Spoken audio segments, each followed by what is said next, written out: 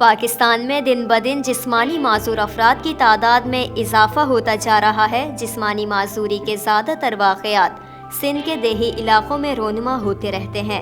بدین میں Indus Health Network اور International Committee of the Red Cross ICRC کے مشترکہ تعاون سے بدین کے انڈس اسپتال میں جسمانی معذور افراد کے اعضاء کی مصنوعی پیوندکاری اور بحالی کے لیے اپنی نوعیت کا یہ واحد فزیکل ریہیبلیٹیشن سینٹر ہے، جہاں پر 1200 مصنوعی ہاتھ اور پاؤں بنائے جا سکتے ہیں۔ سندھ کے دیہی علاقوں میں یہ پہلا سینٹر ہے جہاں پر جسمانی معذور افراد کے اعضاء کی مصنوعی پیوندکاری بالکل مفت کی جائے گی۔ جسمانی معذور افراد کے اعضاء کی مفت مصنوعی بحالی اور پیوندکاری دیہی علاقوں کے افراد کے لیے کسی نعمت سے کم نہیں۔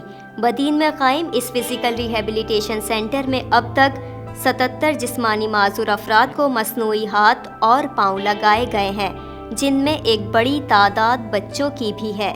بدین کے شہریوں نے انڈس اسپتال کی کوششوں کو سراہتے ہوئے فزیکل ریہیبلیٹیشن سینٹر کو غریب متوسط طبقے کے لیے غنیمت قرار دیا ہے۔ جسمانی معذور افراد کو مفت مصنوعی ہاتھ اور پاؤں لگائے جانے کے بعد یہ معذور افراد بھی اب اپنی زندگی عام انسانوں کی طرح خوشی خوشی گزار سکتے ہیں اور کسی کی محتاجی کے بغیر اپنا کام بھی خود کر سکتے ہیں۔ محمد اسحاق شیخ، DNN نیوز، بدین۔